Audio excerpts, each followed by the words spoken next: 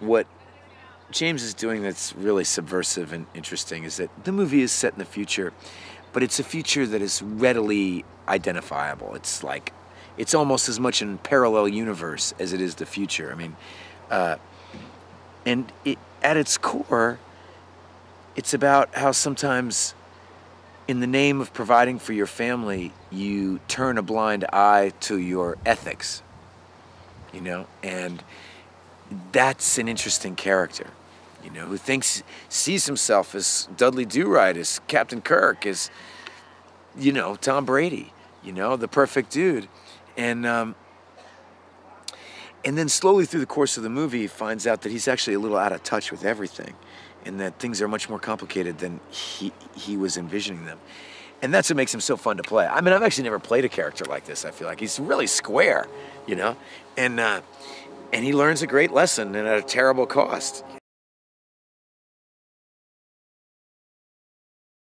The government is now privately run. It's a different kind of America, but where they've decided that to cure people of their violent tendencies, they would actually allow them a purge night where no rules would apply and you could do whatever you wanted. And this is kind of cleansing people. It's kind of the great sin that washes the rest clean.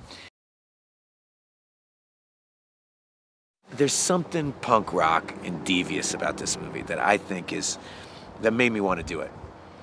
I mean, when I got to the end of the script, I just thought it has guts. I haven't seen this movie before, and I feel like I should have. And we did a movie together when I was like 20 and she was 18 or something. It was a movie called Waterland that very few people saw, but she was incredible in this movie.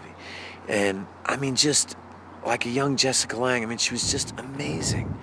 And I've always been watching her career, and then, you know, seeing her in the Game of Thrones and watching her, like, everybody fall in love with her. It's been nice to watch that happen for her.